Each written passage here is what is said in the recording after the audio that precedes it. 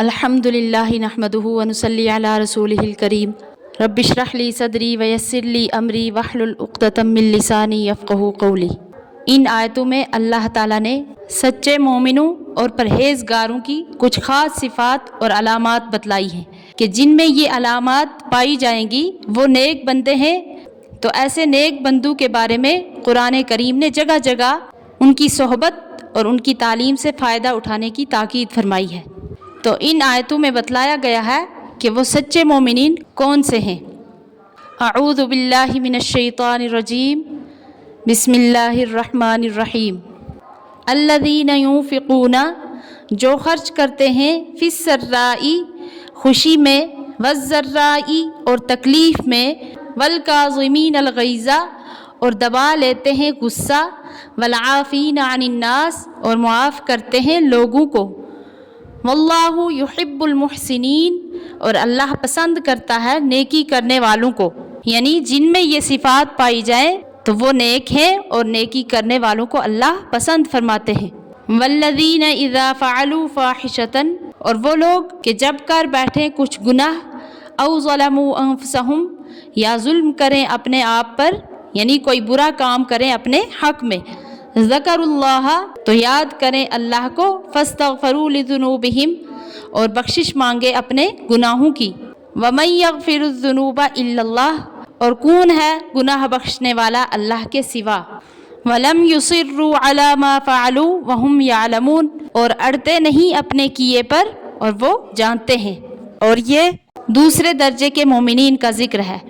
اولئک جزاؤہم مغفرۃ من ربہم، انہی لوگوں کے لیے بدلہ ہے بخشش ان کے رب کی طرف سے، وجنات تجری من تحتها الانہار خالدین فیہا، اور باغ جن کے نیچے نہریں بہتی ہیں ہمیشہ رہیں گے وہ لوگ ان باغوں میں، ونعم اجر العاملین، اور کیا ہی اچھی مزدوری ہے کام کرنے والوں کی، قد خلت من قبلکم سنن فسیروا فی الارض، تحقیق کے گزر چکے تم سے پہلے واقعات، تو پھرو زمین میں، فانظروا، اور دیکھو، کیف کان عاقبۃ المکذبین، کہ کیا ہوا انجام جھٹلانے والوں کا۔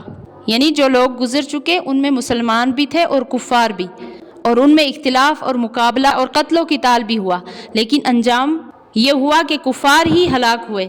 چنانچہ اگر تم اس چیز کو دیکھنا چاہتے ہو تو روئے زمین پر چلو پھرو اور دیکھ لو کہ آخر انجام جھٹلانے والوں کا کیسا ہوا، یعنی وہ ہلاک اور برباد ہوئے۔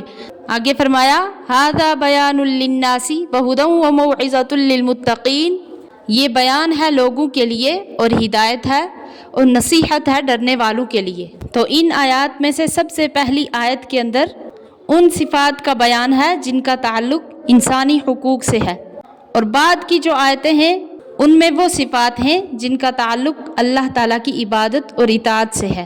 یعنی اللہ تعالیٰ نے بندوں کے حقوق کو پہلے اور اپنے حقوق کو بعد میں ذکر فرمایا، جن کو دوسرے لفظوں میں حقوق العباد اور حقوق اللہ سے تعبیر کیا جاتا ہے۔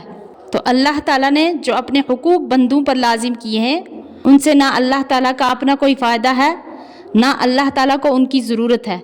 اس کی ذات سب سے بے نیاز ہے، اس کی عبادت سے فائدہ خود عبادت کرنے والے کا ہے۔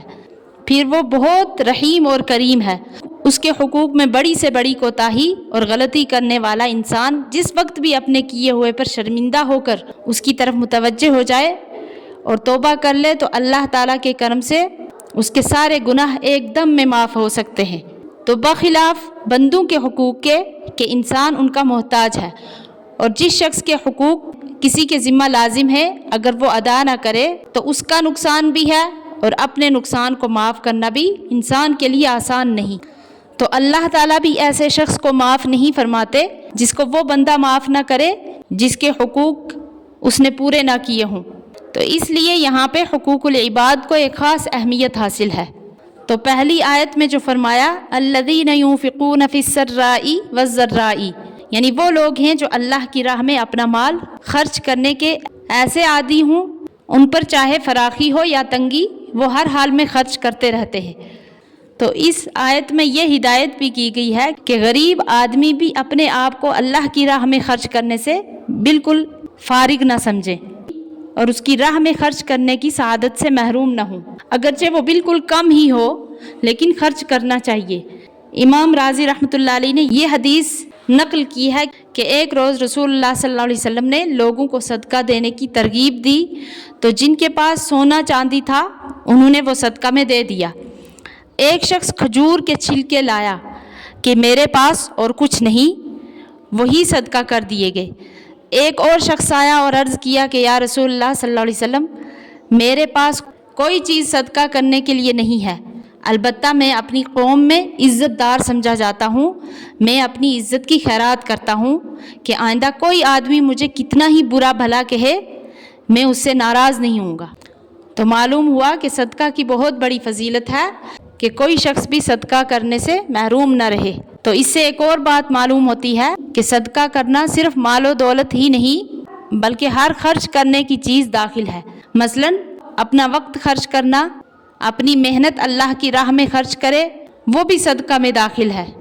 تو اس کے بعد مومنین کی ایک خاص صفت اور علامت یہ بتلائی گئی کہ اگر ان کو کسی ایسے شخص سے سابقہ پڑے جو ان کو تکلیف پہنچائے تو وہ غصہ میں مغلوب نہیں ہو جاتے اور غصہ کی وجہ سے اس سے بدلہ نہیں لیتے۔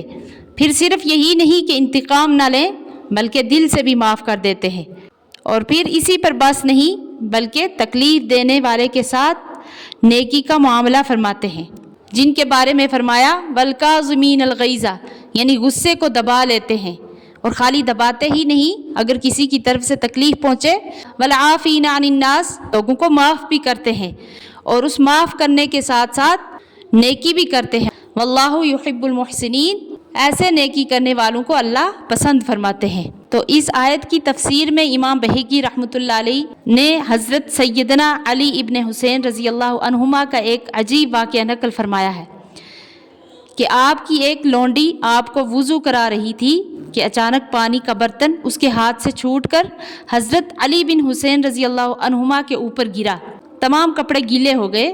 غصہ آنا تو ان کا طبیعی امر تھا، تو لونڈی کو خطرہ ہوا تو اس نے فوراً یہ آیت پڑھی والکاظمین الغیظ والعافین عن الناس۔ یہ سنتے ہی اس بزرگ کا سارا غصہ ٹھنڈا ہو گیا، بالکل خاموش ہو گئے۔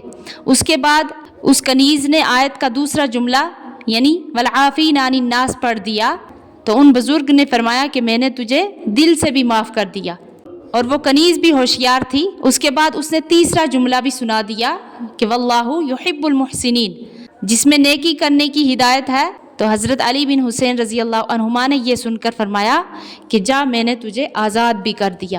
ایک حدیث میں رسول کریم صلی اللہ علیہ وسلم کا ارشاد ہے کہ قیامت کے دن اللہ تعالیٰ کی طرف سے ایک آواز آئے گی کہ جس شخص کا اللہ تعالیٰ پر کوئی حق ہے وہ کھڑا ہو جائے۔ تو اس وقت وہ لوگ کھڑے ہوں گے جنہوں نے لوگوں کے ظلم کو دنیا میں معاف کیا ہوگا۔ اللہ تعالیٰ ہم سب کو ہدایت نصیب فرمائے، آمین۔